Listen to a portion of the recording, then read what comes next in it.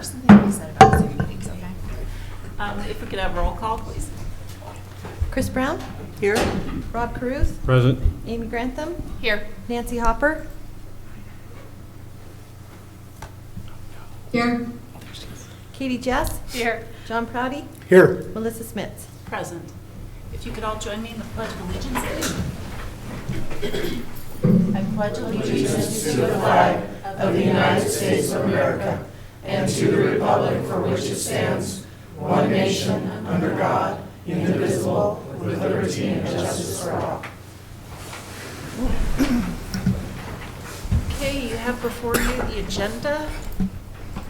If there are no changes, what is the pleasure of the board? Move to approve. Second. We have a motion and a second. Is there any discussion? Roll call, please. Chris Brown, Aye. Rob Caruth, Aye. Amy Grantham, Aye. Nancy Hopper, Aye. Katie Jess, Aye. John Prouty, Aye. Melissa Smits. Aye. First up, we have two special presentations. The first one is our audit presentation, and that would be by Moss Adams. And welcome. Hello. Nice to be here tonight. Finally be done with the audit. I know Tony's excited, so I get to finally present our audit results. I'm Amanda McCleary Moore.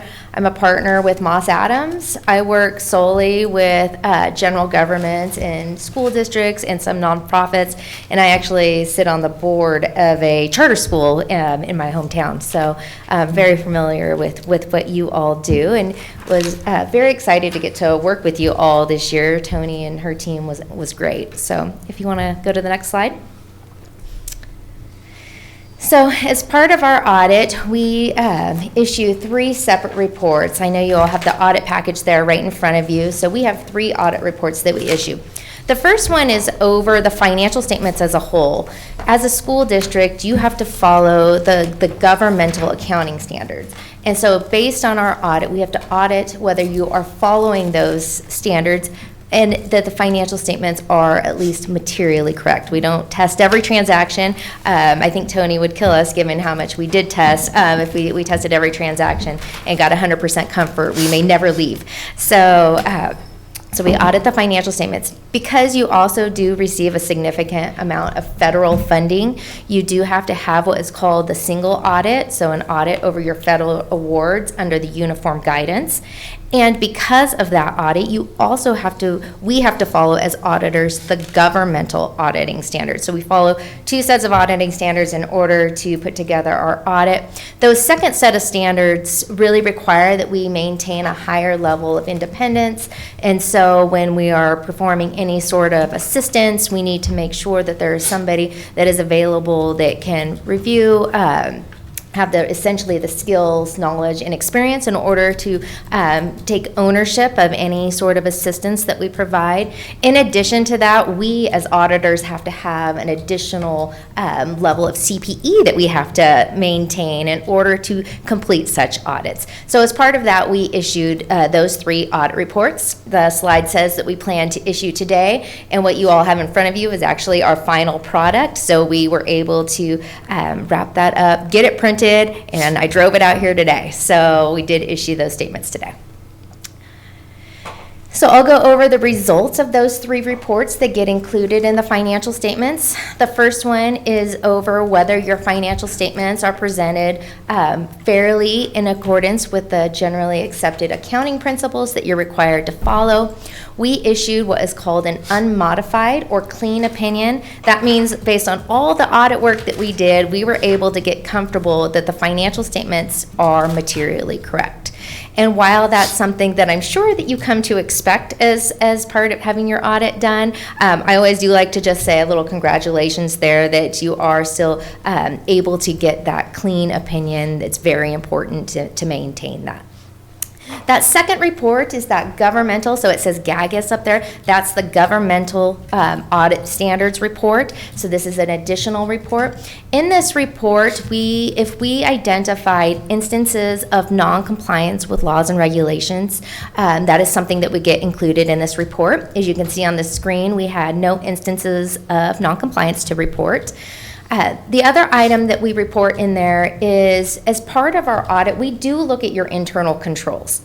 Now, we don't express an opinion over the effectiveness of internal controls that you might see in a public company, but we do look at those in order to design our audit. So if we are looking at your internal controls and we find that there's a control missing, where essentially means that an error could slip through the cracks, we have to evaluate that error and determine what kind of error could slip through the cracks. Is it something inconsequential?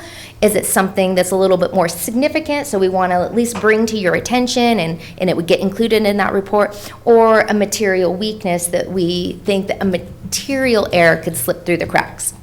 So you see up there, we did have one internal control finding this year. We all know Tony was new to the team and new to governmental accounting.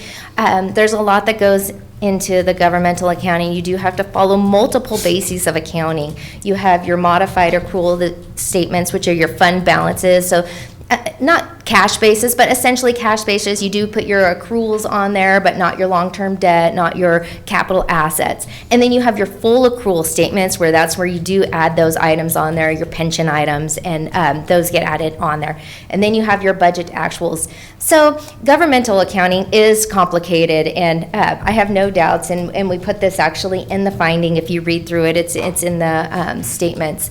I have no doubts that Tony can get there. We had some recommendations on what you should do in order to increase your skills over governmental accounting. But as part of that, that was one of the things that just in the current year, as part of the audit process, we did identify a number of areas where reconciliations were performed, but maybe didn't agree to the trial balance. And all that being said, at the end of the day, based on all the audit work that we did and all the hard work that Tony and her team put in, we were still able to issue that a clean opinion. It just did take some adjusting to get there.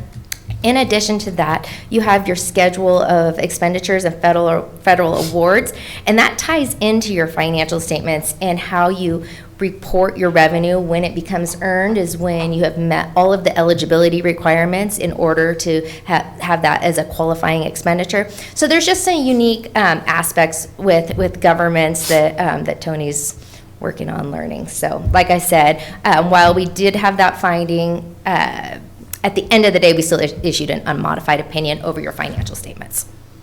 The third report that we issued, is over your federal awards. So in the current year, we did audit 2 of your federal awards, which is probably a little bit unique. I think in the past, and most commonly, you're auditing the child nutrition cluster. This year, because of all of the additional funding that's out there, you did receive some of the coronavirus relief funds. And so that, if you have more than $750,000 in any award, it requires to be audited every 3rd year. And since that, of course, was new, it was required to be audited this year, in addition to the child nutrition cluster. So we did audit 2 of those. So we do issue an opinion over compliance with respect to your federal awards.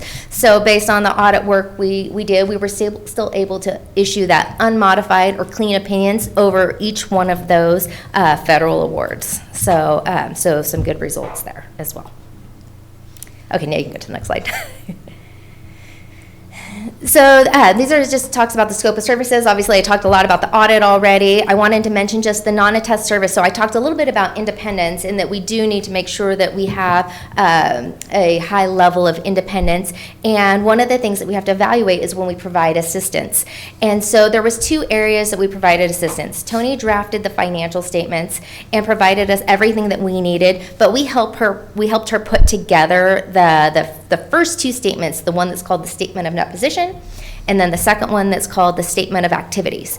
And so that is your full accrual reporting. And what we really did is Tony provided us everything that we needed. The one piece that we probably provided a little more assistance in is over presenting GASB 68 and GASB 75, and I know that's a technical term. Those are your pension liabilities and those other deferred items that get presented in the statements, as well as you have an other post-employment benefit plan, so similar to your pension plan, but for health care insurance. And so those 2 items we helped Tony with. And how we get comfort over that is that we provided her everything we did. We have her review it, have it make sense, and essentially approve it, take ownership of it. And actually, those spreadsheets were provided to us, all the data was provided to us. We weren't having to make management decisions. You get all of that information from an actuary and then the para audits. So it's really just bringing that into your financial statements. And so we were able to maintain our independence. But those are the two areas that we provided a little bit of assistance in. You can go to the next slide. So these are our audit areas of evidence. Now, this is by no means everything that we did. Otherwise, we would have been done probably a long, long time ago. But these are the areas where we spend the most of our time. That first one is management override of controls. So our audit standards tell us that there are two areas that are considered significant risk. One of them is the management override of controls. That means while you can have all these controls in place to make sure that you correctly record transactions on a day-to-day basis, that management can record a journal entry that would override any of those controls. So what we do as part of that is we do what we call fraud risk assessment. So we brainstorm internally, how could fraud occur? We interview members of management and then people outside of the finance department, and then we perform what's called journal entry testing, and we actually use a system called MindBridge that kind of does data mining, looking for journal entries that might be unusual. And then we test those, making sure that they have the proper support, that they went through the proper channels, have proper review in order to make sure that those journal entries are valid. So that's an area that we spend some time in. Revenue recognition is something I already touched on. You have to follow multiple bases of revenue recognition in order to put these financial statements together. And that is also an area that can be a significant balance. So if as part of your journal entries, that might be an area where you could record something that might go unnoticed. And then, of course, for-profit entities, that's an area where they might need to meet debt covenants, and so they might want to have a higher revenue or bonus structure. Clearly, that we don't take that necessarily into account for governments, but it's still complex enough that we consider it an area that we spend a lot of time and focus. And then, of course, we complete the single audit, and those are the two major programs that we audited this year. So it's really tiny now that I can, now that I'm sitting back here, so there we go. So I actually already touched on all this. These are just our responsibilities under the audit standards that we follow. So our audit, we're engaged to express an opinion over your financial statements. We talked about that. We have to follow the governmental auditing standards. And then the internal controls come out of the governmental auditing standards into the GAGAS report. And then the last point on there is number 4, and that's communicating to what we call those charged with governance. And for you, that is the district board. So in addition to that, so that covered essentially the audit and our audit reports and everything that's related to the financial statement package in front of you.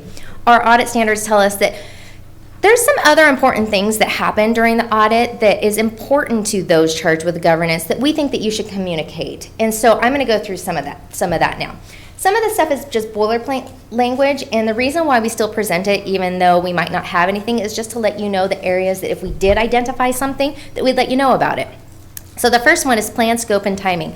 So if we did not complete the audit as we had planned for scope, so if we had to do something different, or if we did not meet the original timing, which in this case we did not, so I do have something to communicate there. We had originally planned to complete the audit by the end of February. That was your extended due date, actually March 1st. And due to some of those reconciliations with the financial statements and the schedule of federal awards, we were delayed a little bit, and so we are just completing the audit today. So significant accounting policies and unusual transactions. So this is just something that we highlight and point out to you. There's a lot in the financial statements. I think they're 83 pages, somewhere in there. And so these are just some things that we want to point out that are important. The one is significant accounting policies. Management is responsible for selecting the accounting policies that you follow. Now, you obviously have to follow the governmental accounting standards, but there are some things that require management's judgment, such as the lives of capital assets. And so we just point you to note 1. There was a change in Note 1 this year in your accounting policies because you did have to adopt a new accounting standard. That was GASB 84, fiduciary activities. The main change that you will see is that that has now what is essentially called an income statement. It changes in net position for the custodial funds, which used to be called agency funds. Not a lot of change there, but it did change that terminology. You actually will have, we'll talk about it in a second, but you'll have one more change related to that next year. So management's judgments and accounting estimates, this is just to highlight that your financial statements do contain estimates. The largest estimates in your financial statements are, of course, those pension liabilities and the deferred accounts that are related to those, as well as your OPEB balances. But then there are some other ones as well related to your capital assets, and those types of items. So it's just pointing out that there are estimates within your financial statements that you should be aware of. The note disclosures, so this kind of points out areas where we think that are significant note disclosures. So in addition to the ones that have those estimates, that we just highlighted that you do have some bonds, and there are certain required disclosures related to your bonds. And so those are in your notes, so they're worth reading, knowing what is out there. And then the policies around your fund balance and net position is another area that we just like to highlight to point you to something of interesting read within your note disclosures. If we had any difficulties encountered during the audit, we would let you know. We've talked about a couple of things with the reconciliations, but this would be actually more difficulties with management not providing us what we needed. If we had anything along those lines, we would let you know. We clearly don't have anything to report there. Significant audit adjustments and unadjusted differences. So if as part of our audit we do find an error, if it's material, management has to make that adjustment, right? Otherwise, we can't express that unmodified opinion. But if it's not material, management can make a decision to pass on an adjustment and potentially correct it in the next year. And so we had 2 of those. So all of the audit adjustments that were significant that we identified during the audit, Tony made. You have your unmodified or clean opinion. We had 2 that were passed on. One was something that was identified right at the end, so obviously trying to wrap this up. These are ones that are what we consider to be immaterial that obviously does not affect our opinion. One was related to how you record your property taxes. There's a component to it that is if you don't receive it soon enough after year end, you don't get to record it as revenue, and it's in what's called unavailable revenue. So the reconciliations were all performed, and there was just a difference in tying that out it was actually very small, but met the threshold to be communicated. The other one is related to your high school activity fund that's in your custodial funds. Next year, that is going to be brought in as a special revenue fund. So with your other funds, it actually, because the students aren't managing that funding, it really needs to be a special revenue fund. However, as far as our opinions go on the financial statements, it stayed within the same opinion unit. So not making that change in the current year did not result in a departure from GAAP or a modified opinion. So that is something that that will be adjusted next year, and it's something that Tony actually did talk to CDE about and made sure that they were comfortable to make that change next year. But we still have to evaluate it as auditors and make sure that we're comfortable that it's not material. So that was the other adjustment. If there are any sort of material litigations, those would be required to be disclosed in your financial statements. You do have some risks and uncertainties disclosed in your financial statements, not necessarily related to litigation, but other items related to claims or healthcare for, insurance, but nothing of significance. But there was a couple items in there for that. So point to that note disclosure. Go to the next slide. If we had any disagreements with management, we'd let you know. We did not.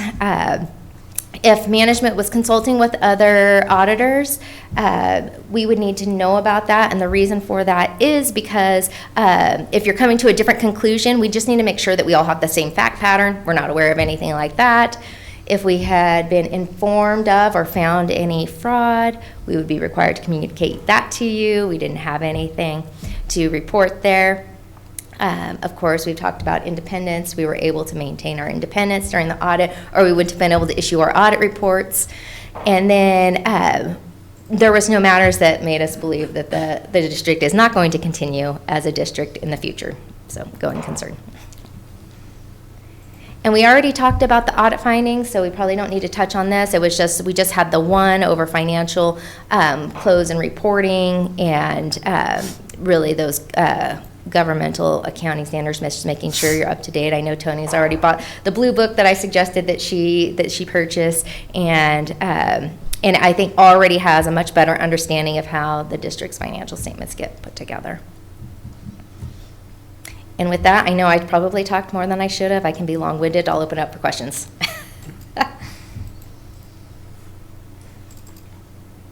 I thank you very much for your presentation. It was quick. It was not long-winded at all. I can be pretty long-winded, and I can talk pretty fast. So. Yeah, very good. No, thank you very much. Mm-hmm. I think Tony is going to touch on some highlights within the actual numbers of the financial statements when she does her presentation later on. But. Okay. Thank you, Amanda. All right. Thank you, Amanda. Thank you. Thank you. All right. Enjoy the rest of your meeting. Next, we have on our agenda the district wellness update. Ms. Connie Weingarten. Hello, So nice to everybody. have you It's back. nice to be here. Thank you for having me. I actually asked to be here just so that everybody would have an understanding of our wellness program, since it had, my position has sat empty for 4 months or so. I'm not exactly sure how to get this started. It's only like an hour long, I promise. It won't be any longer than that. And then you're staying for the rest of the meeting, right, Connie, Well, after see, that? it does feel a little different being on this side, but the part that will feel really different is when I walk out. No. Awake. For those who don't know me, I think I do know everybody here, except maybe Alex. I'm Connie Weingarten. I'm the district wellness coordinator. And I'm really happy to be here, and I'm happy to be in this role. It's exciting. It's something I'm passionate about. And my background, I think, as a physical therapist, director of rehab at the hospital, this was a piece of what I did there. It was a much smaller piece of what I did there. And longtime board member. Longtime board member.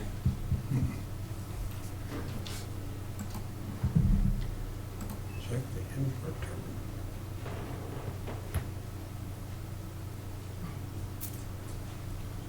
If I have to, I can just give you my jump drive and you can, Well, we can do that as well.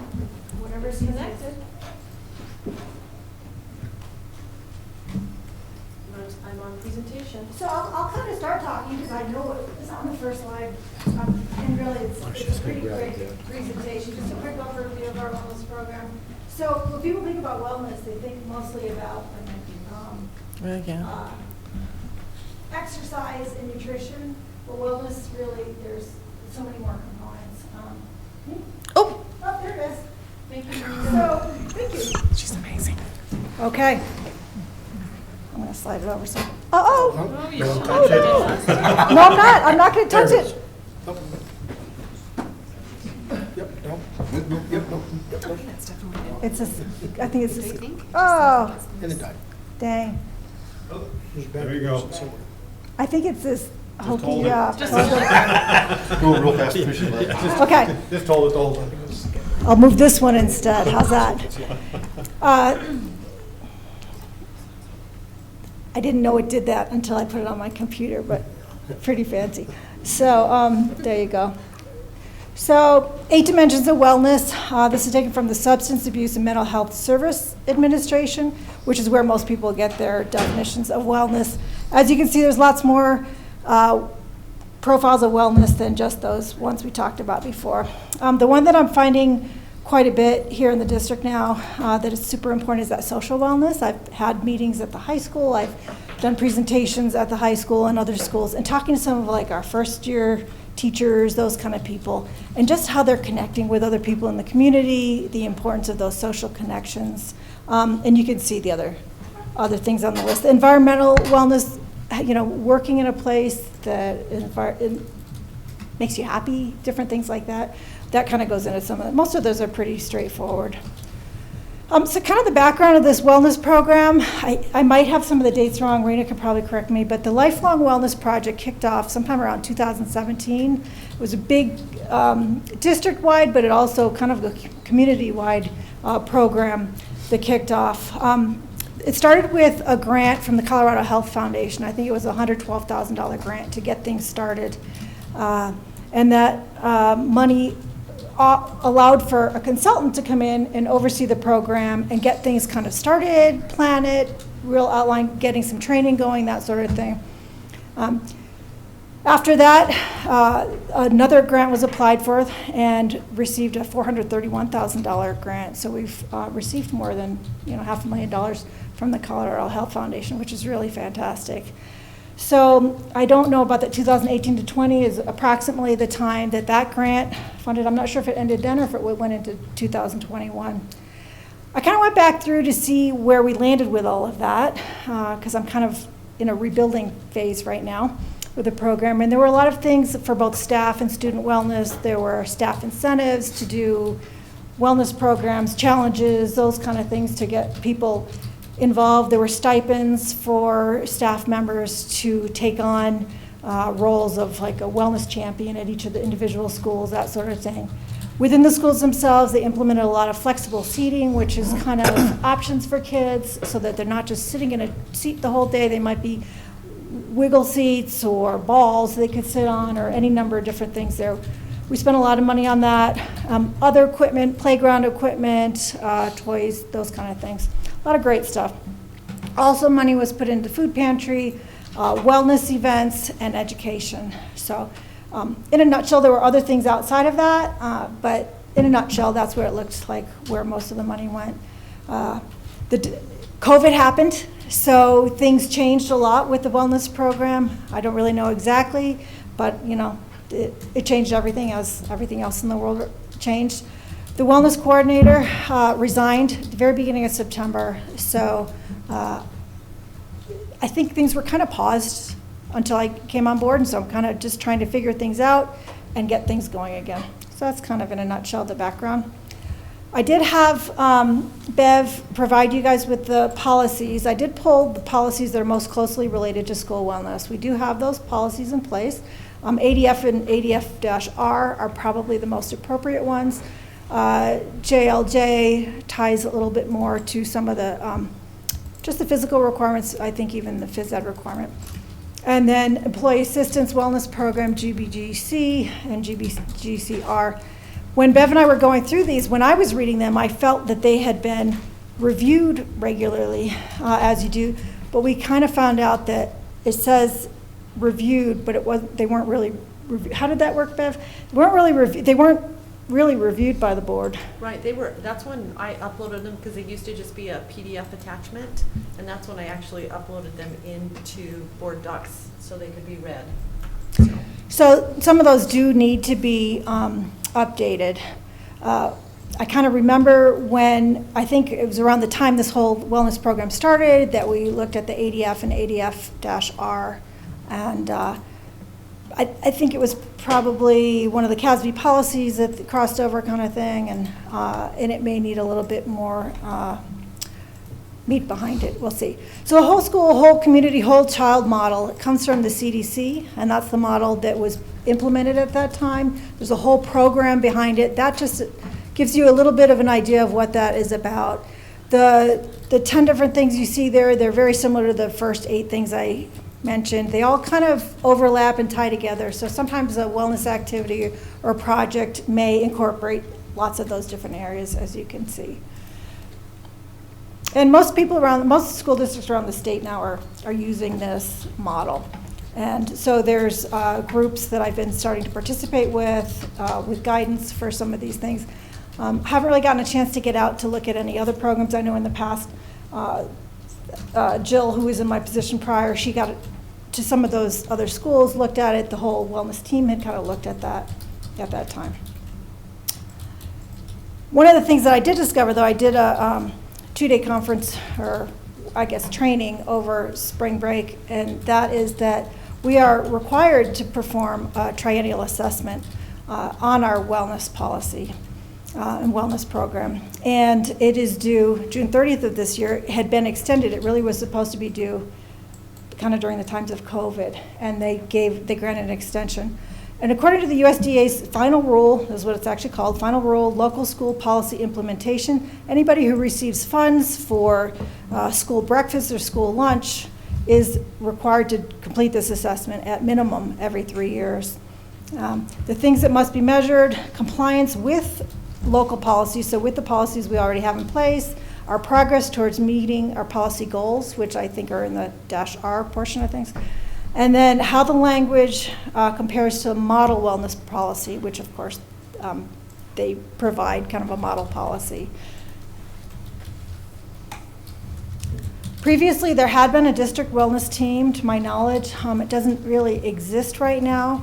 A lot of the players, no, I shouldn't say a lot, some of the players who were involved in wellness at schools or within the district are no longer here. The wellness team hasn't met for a couple of years. It hasn't been active. I actually report to Rena, but I report to the District Accountability Committee. That kind of oversees the wellness program, but that is actually a different group than what the district wellness team should be, because the players that you need on a district wellness team are not in the room at the DAC committee.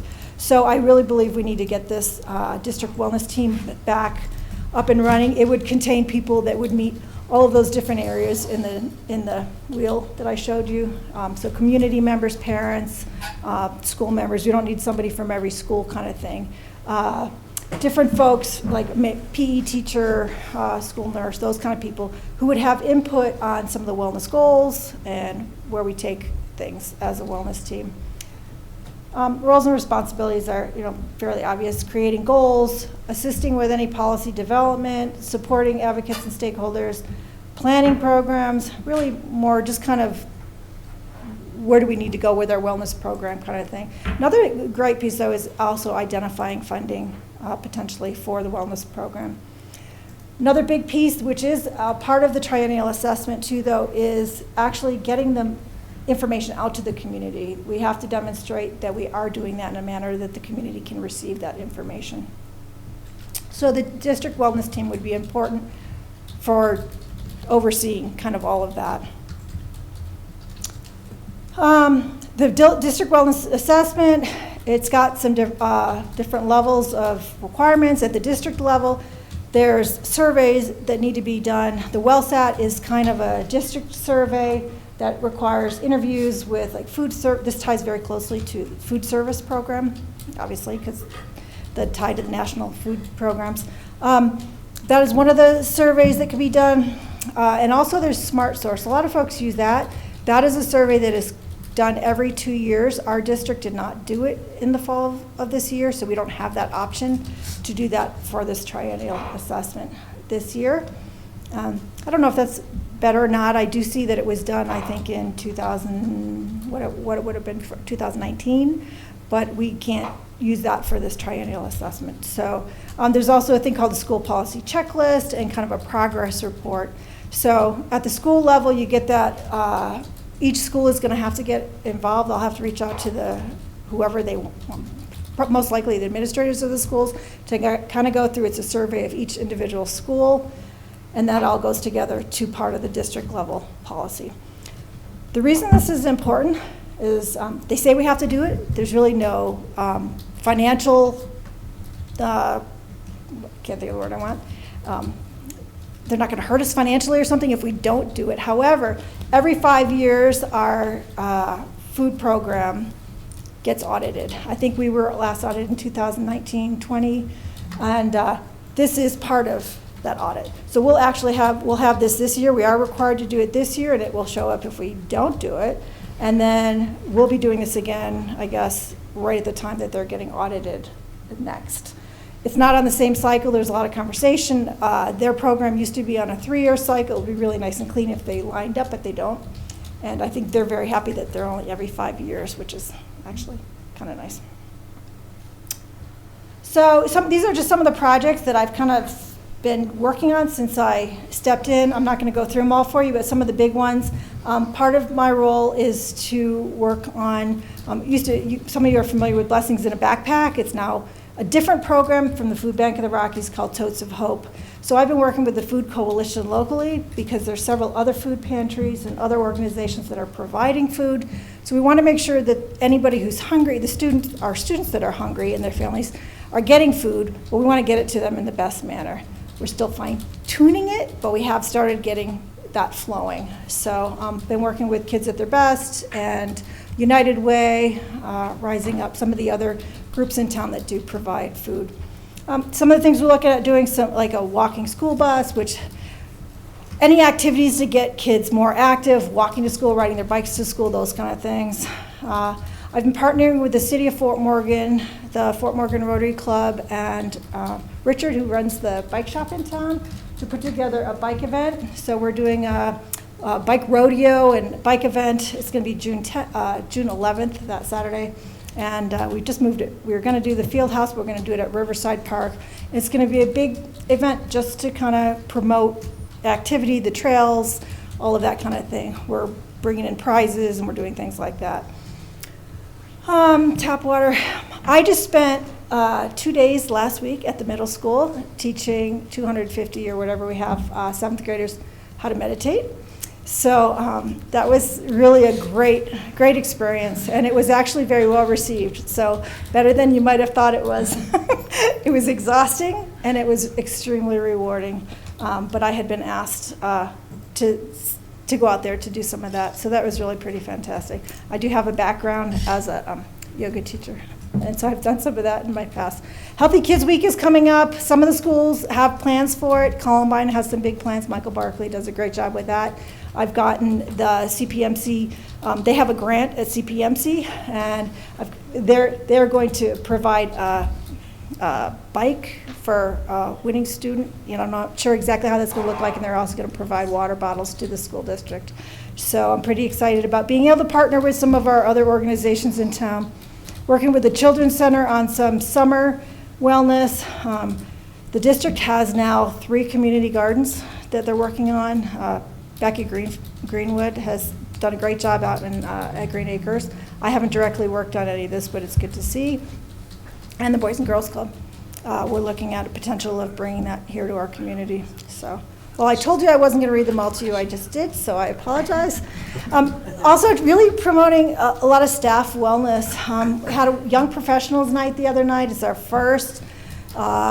We had just a few folks that showed up, but they were very excited to be there. We're going to try to build on that. I'm partnering again with Kids at Their Best for that.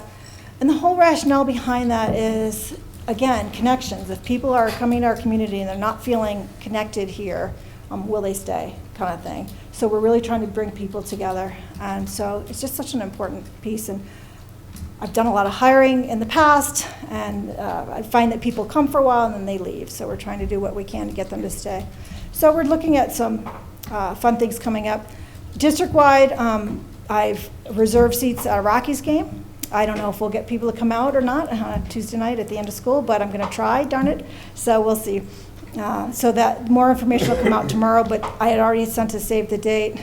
Working on just compiling wellness things for people, hiking and biking maps. We're looking at some like Wednesday 5Ks, hump day 5Ks. Amy probably remembers I used to do those at the hospital, and Mile Mondays, those kind of things. And some of the other big things is just even getting a wellness website up and running.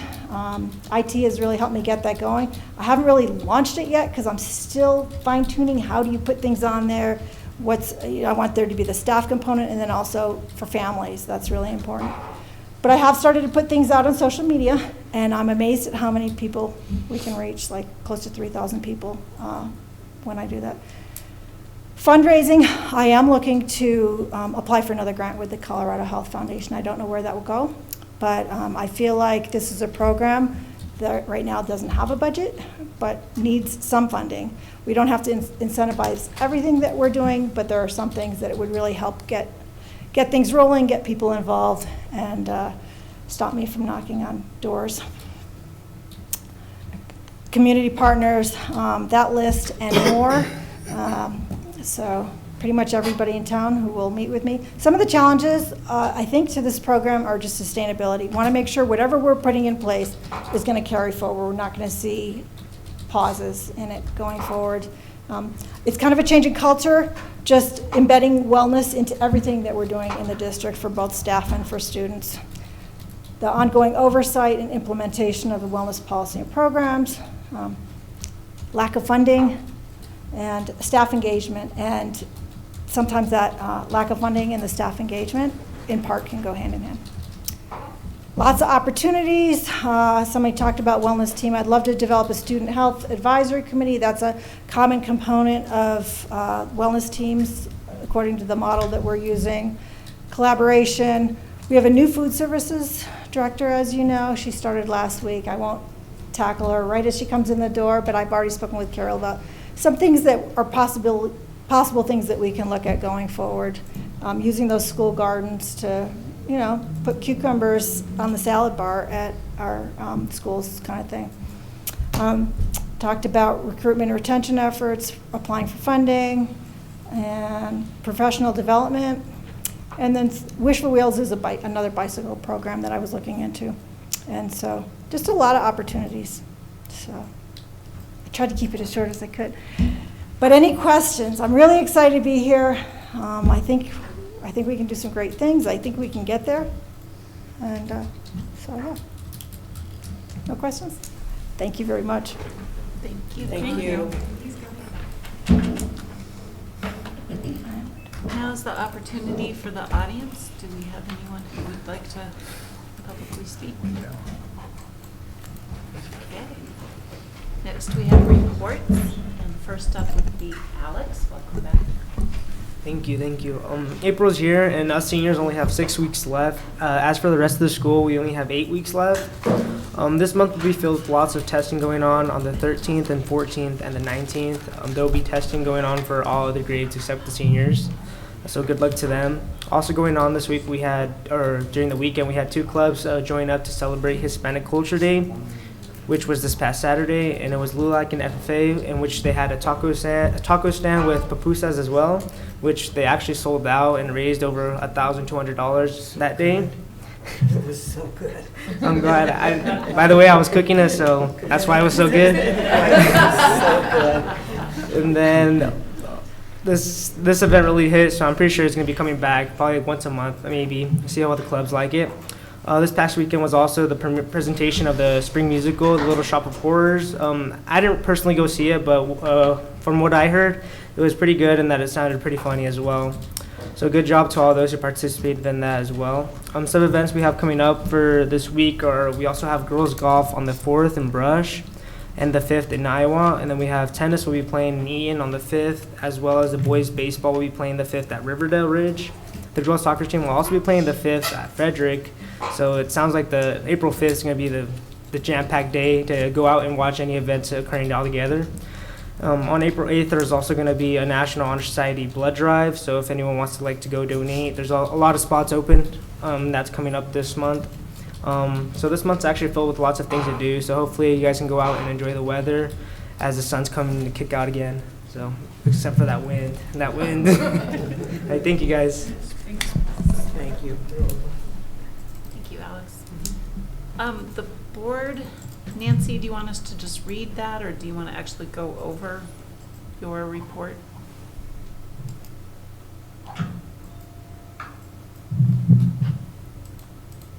Do we still have Nancy? Yes. Nancy, can you hear us? I can hear you. All right. I wasn't quite sure you were ready for me. Can you hear me? Yes. Okay. So I think most of this is pretty self-explanatory. I'll just kind of hit some of the highlights. I will tell you that I always feel like I'm a little behind because our board meetings don't coincide on the same week as the Legislative Resolution Council. They meet again this next Friday. At the top of the thing, you can see these are some placeholders. Senate Bill 22-127, the special education bill, that would raise funding from $1250 to $1750. They're putting a placeholder of $80 million on that with the anticipation that that's going to pass. I thought it was interesting to note on number 4, the best funds, how some of the $100 million in the marijuana cash money that we had went to a different entity and is to be paid back this coming year. But it won't be paid back entirely in one full payment. They're going to do it in payments scheduled to 50 and then 20, or then 30 and then 20. The long bill has dropped. The JDC will meet this next Monday. Under C, the School Finance Act, you can see what they are proposing as the inflation rate. So of course that'll have an impact on our budgets coming up. The bills 22-1110, which is the one, the executive session that would impact us and how we do business when we have those meetings, particularly around the hiring of superintendents. It's on its way to the governor. Most of the rest of that is pretty explanatory. I will say I did send you a summary on G, which is House Bill 22-1295, the Department of Special Education. I kind of sent you a summary. It is a massive bill, and it is being fast-tracked, as I said. I think it was introduced on the 11th of this month. The implementation date for that would be July 1 of this year. So there's a lot of concern around that, but as I said, it's being fast-tracked. I think it's going to go through in some form or fashion, and it will have a direct impact on our district and how we provide services, particularly preschool, and to our community. So that's the one to follow. Thank you. Does anybody else have anything? Okay. I just wanted to say that we have an attachment there, thank you note from Dr. Tammy Clementi, one of our superintendent finalists that we interviewed, thanking us for the interviews. You can read that. And then Randy and I got an email from Randy Zila today about the work session meeting that we're going to have April 19th. And he has a 3-hour-long agenda, so we're going to ask him if maybe we could go to 2 hours. And he'll start at 5, but the work session will start at 4 that day. So it's going to be an hour of what we need to do prior to that, and then Randy Zila's for 2 hours after that. So it'll be a 3-hour work session on April 19th. I'll be sending out that agenda, and if you guys want to add something to it, or change it, or take something away, just send that back to me or let Randy Miller know, and we'll let Randy Zila know what we would like for him to do with that. So be looking for that. I'll get that sent out either tonight or tomorrow. And that's all I have to talk about that. So then, moving along to Dr. Miller. Okay, thank you. So I don't have a lot. Nancy did a great job of going over all the legislative stuff. The only thing that I'll say is I'm pretty positive about the finance. I mean, they're buying down the negative factor, almost half of it, or the budget stabilization factor, I guess, is probably the better way to put it. But they're doing that. They're looking, and Nancy has some numbers there. Mine was a little bit different, but $300 million for K-12, and that'll be good. My hope is really that they can get that decided 1st of May, because then that'll allow Tony to start putting that together, and then would love to have a work session in May to go over budget stuff with you before we actually meet with FMA and start the negotiations, so you guys as a board kind of know where the budget's at and what we're looking at for that. So that's a good thing. I only have 2 other things. Every meeting, it seems I report on the HVAC systems throughout the district. I don't think I've ever had this happen before, so we sent it out to 7 people, had 1 show up, and then we did have another one show up later, so we actually had 2 people bid on a $2 million project. And the difference in the 2 bids was 1.8 million, a little over 1.8 million. Now, obviously, the one was way, way above. When I opened that, I go, well, that's a done deal. We're not going to do that. So we don't, the reason you don't have it tonight, because we're clarifying some things, because I don't want any surprises. I don't want the person that got the low bid say, oh, well, this, I didn't include this, that, now it's an extra $500,000 or something like that. So we're in the process now of just clarifying that. So I'm hoping by the board meeting we have in May, we have that. The other surprise I had on both bids, one was completion date of August of 2023 and the other was September of 2023.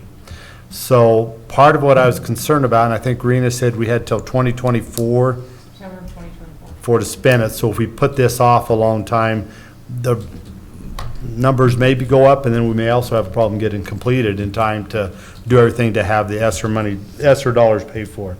So that's a good thing. I'm hoping to have that by May once we get that clarified and make sure that what they put in the bid, they're actually going to do, and we're not looking at any surprises. The last thing that I have is we had in our agreement with FMEA in the master agreement, and part of that is a sick leave bank, that if somebody wants to apply for a sick leave bank, they can, and they can put it to the committee. And then the committee looks at it and decides. We did have one of those, and it did not meet the definitions according to what's in the handbook. Now, also in that handbook, they can appeal that to the superintendent. And as I read in the handbook, then the superintendent oversees a committee of one FMEA member and one board member to look at that appeal and decide if that appeal goes. I think that's the final appeal. Maybe they can appeal it to the board. So I've talked to Aaron. He's going to get me somebody from FMEA, so I need a volunteer from the board to do that. I'd be happy to do that. Chris, man, I like that. So if that's okay with the rest of you, I'll have Chris, and we'll probably try to do this sometime this week to put that in place. So it's what I have, unless you have any questions. Okay, moving along, Assistant Superintendent of Curriculum, Assistant Dr. Prescott. This audit book is taking up a lot of space over here.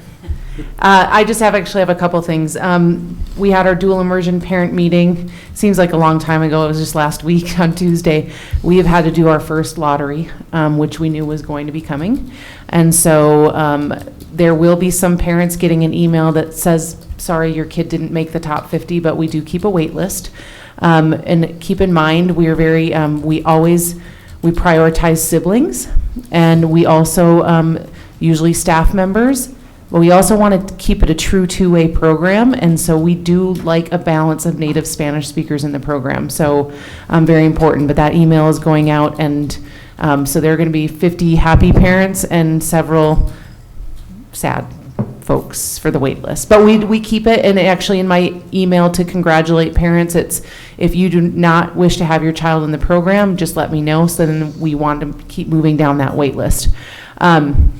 Then also, we have finalized our mathematics curriculum. I will be coming forward at the April 18th meeting. We are actually going to purchase the same program, K-12, which I've been in this position, 5-6 years, and we've never had the same program across the district. And so we're looking at Envision from Savas, used to be Pearson, but they have a fancier name now.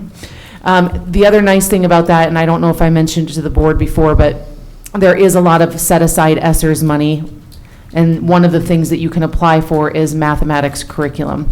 And so I have a grant proposal ready to go for you. It's a per pupil allocation, and it's K-8 for math, and so we can apply for like $340,000. And so we're going to have to spend some out of the general fund for high school, or out of my curriculum money, but hopefully if we get awarded that, it'll save a lot of money. And then finally, with the amount of J1 visa and alternative candidates, most of you probably know as an alternative licensure candidate that you actually have to go to extra classes. Most of our staff go through BOCES. However, there is a significant need, and there's some monies available for becoming a designated agency and providing our own program. And the beauty of that would be, it would be in alignment with all of the work that we're doing, because what happens is our instructional coaches and administrators are working with teachers on certain things, and then they go to the Saturday class, and they're working on other things. And so the proposal has to go to the State Board of Education. There are not very many school districts who are designated agencies. However, there are monies attached, so the candidate would not actually have to pay, basically pay that money. CDE would actually pay us to run that program. And so there's lots of things that need to happen, and the timeline is super tight, but we are going to plan on moving forward with just at least applying to become a designated agency, and it would go to the state board in June, and then we would know whether or not, because we would like to do like a boot camp. What was really successful this year for some of our alternative candidates are our instructional coaches, got people together on a Saturday, we paid them stipends, but the alignment piece would be a really great thing for us in this. It's not like a 1-year fiscal thing, it's 10 years. So it's long-term, and a lot of the data, right? So Brian and I chatted today, and we have 10 alternative candidates just this year. And we know that they have significant, they just have different needs than a person coming out of a 4-year education degree. And so I'm very hopeful that CDE takes a look at our proposal and can send it to the state board. So I will come forward with further information. We sent it for feedback, and once we get feedback, I'll make sure I keep the board updated. So I have a question about that. If we're paying other places to educate our alternative program, can we, if we're running this program, charge other places to come to us? Yes, that's actually in the proposal. Okay. I'm really actually hopeful that it starts with Fort Morgan, but it could potentially be like a Morgan County, and I don't actually even know numbers in Wiggins, Waldona, and Brush on how many alternative candidates they have, but we would have total control over what our curriculum looks like and our program looks like.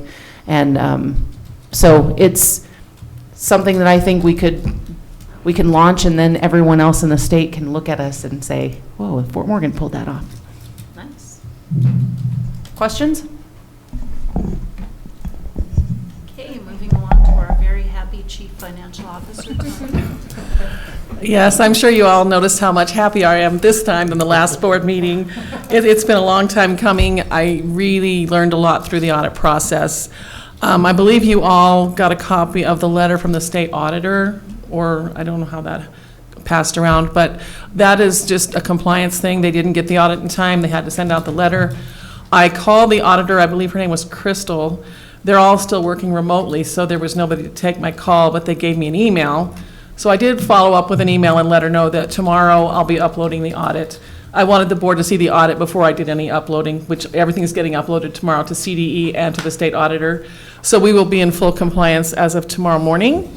As I mentioned previously, there is no penalty for not uploading the audit on time. However, what they do on the state level is they hold our equalization payments until we are in compliance. So that will release those funds, and we'll be back where we need to be. There's one form that I have to send along with the audit to CDE that I'll need Melissa to sign off on. It basically is some questions. Did you do this? Did you do that? Just making sure that we're complying with the state requirements for school districts. So that's going to be done. Just a couple highlights. I probably could read through the whole audit report because I just love it so much. But I'm just going to give you the highlights of some things I think you'll find interesting. If you want to turn to page 18, there is table 12 at the bottom, and that's just a schedule of our long-term debt, so you can see where we are and the change from last year to this year. We have increased our debt a little by 1.5 million, but considering we took on a $4 million capital lease to help finish that high school project, because it was funded by the BEST grant at 59%, and then we had to pay the other 41%, so that's where that $4 million came in.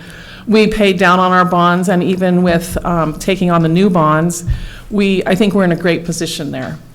Looking next at page 66, I just kind of wanted to let you get a visual for how everything rolls together when we get to the next page. All of these specific funds roll into what is called the total general fund. It will include the actual general fund 10 plus the mill levy, the daycare, the capital reserve, the insurance, the preschool, all of those will roll up into what is called total general fund. And then each of those at the bottom, it'll show you the change in the fund balances. And then for a total of the general fund, the change in fund balance was 2.6 million to the good. So then if you flip over to page 60,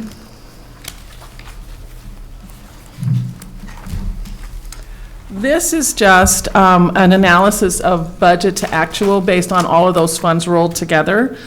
I thought it was really interesting that our expenditures were so close to the budgeted amount when you're budgeting $31 million of expenses and the difference is only $153,000. I think that speaks well of Mike and his ability to budget. We see at the top that we had more money come in than what we were expecting, but a lot of that is due to COVID. I would say most of that is due to the COVID funds, something you can't really plan for. Certainly did improve our fund balances by having those funds to allocate expenses to. And then, if you would go to page 24, this is where that first column that says general, that's all of those funds I just listed that are rolling into that total general number. And then outside of the general, we have the federal program funds, bond redemption, building fund, and the food service funds. And all those together roll into total governmental funds. I just wanted to point out, if you look towards the bottom, third number from the bottom, it says change in fund balance. This is that 2.6 million I referenced on the page that adds all those funds together. This is mostly due to COVID funds that we received. And then if you look at the building fund, the change in fund balance was 2.189 million to the good. That is due to that capital lease financing. If you look above, that is a source of funds, is that 4.1 million. And then lastly, on the food service fund, it had a positive change of 293,000, and once again, that was due to COVID funding for food. So, you know, granted, COVID really did a lot for us this year, but it's not a ongoing thing that you can plan on. So we're just going to do the best we can with the funds that we have, and had a really good year for the audit. I'm glad it's over, ready to start next year.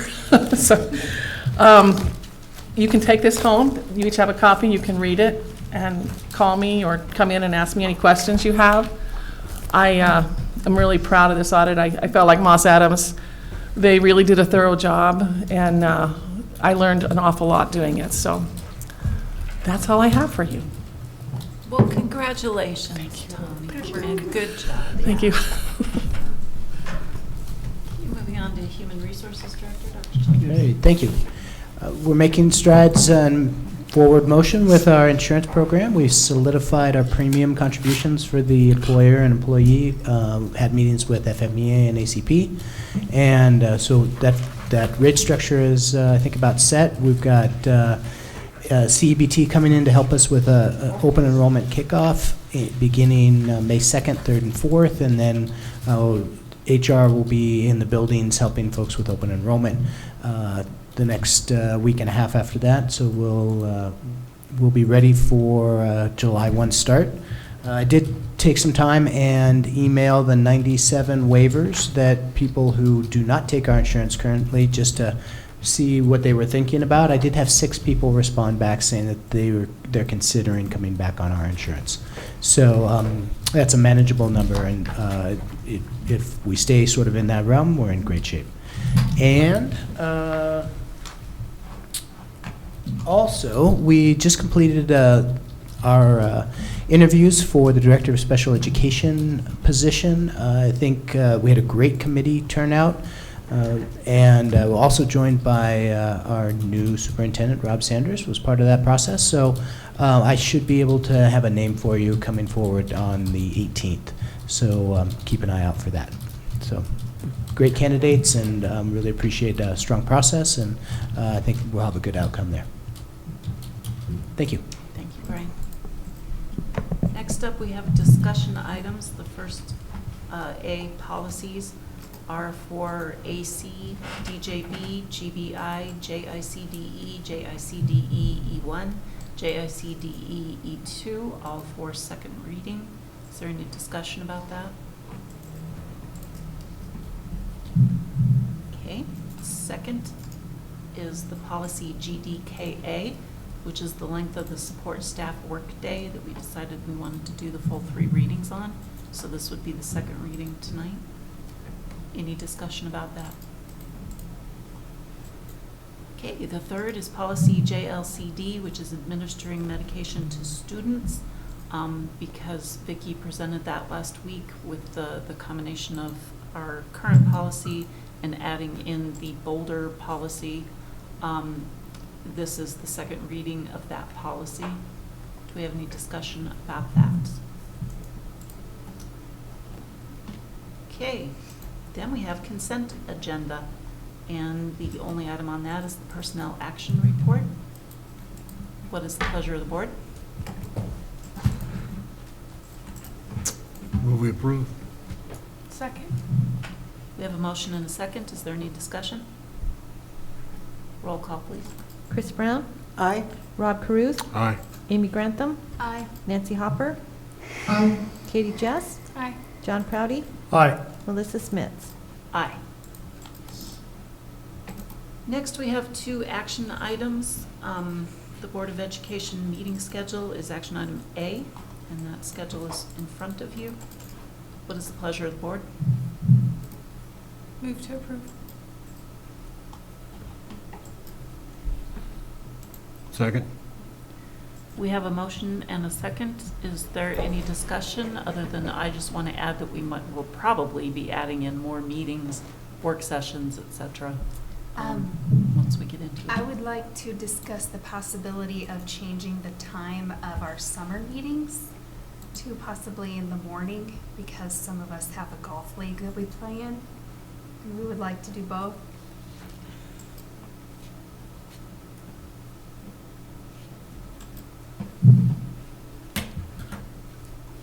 Has the board ever done morning meetings?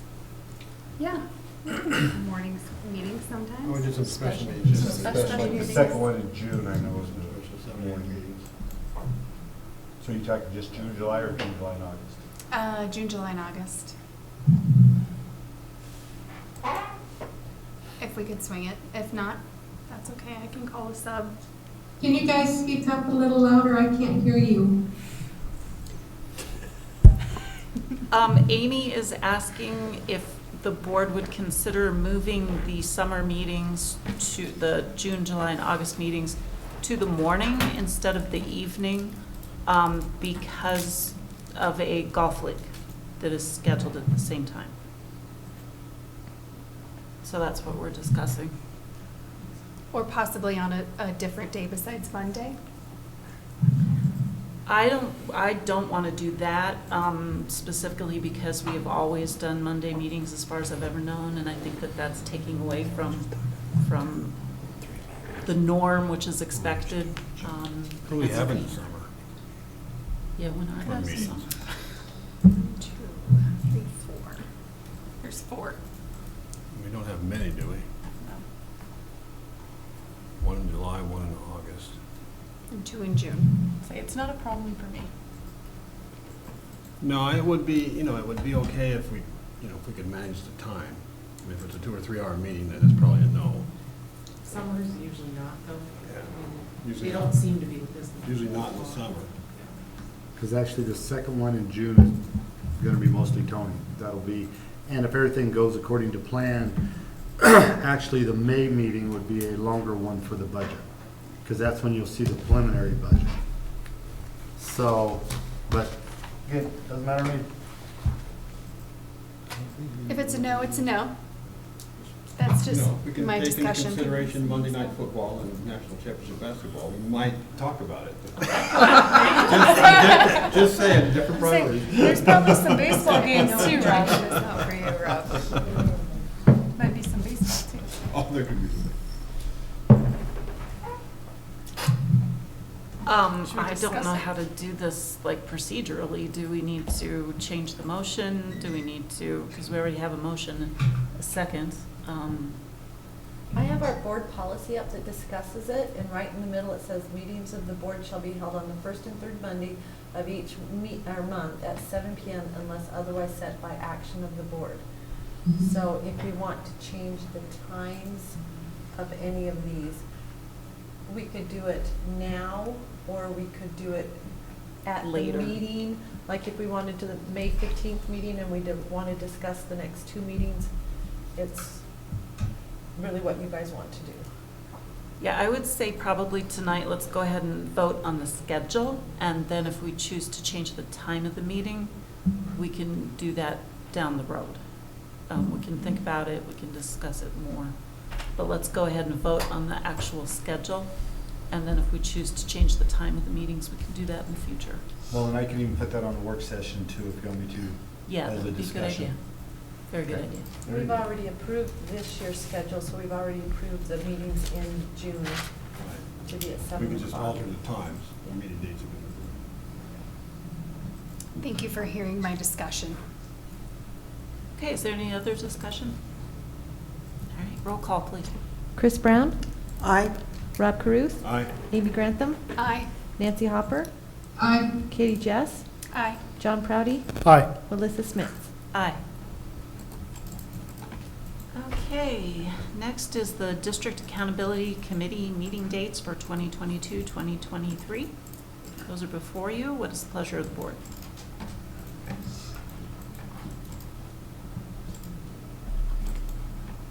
I move to approve the schedule for the District Accountability Committee meeting dates. Second.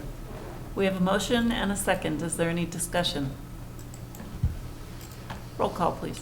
Chris Brown, Aye. Rob Caruth, Aye. Amy Grantham, Aye. Nancy Hopper, Aye. Katie Jess, Aye. John Proudy, Aye. Melissa Smith. Aye. All right, next we have the newsletters that are there in front of you. We have the Sherman April newsletter, the Baker April newsletter, Columbine Capsule for April, Pioneer April, and the Fort Morgan Middle School March April 2022. Advanced planning, the district will be closed on April 15th, 2022. The next board meeting is April 18th, 2022. That is also a professional development day for certified staff. And we have a work session scheduled to begin at 4 p.m. on Tuesday, April 19th, 2022. And I'll be sending you out that agenda that Dr. Zila proposed. And we'll cut them back by an hour, but let us know if there's anything else you want to see on that agenda. If there's nothing else to come before the board, we are adjourned. Go watch basketball. It's probably half.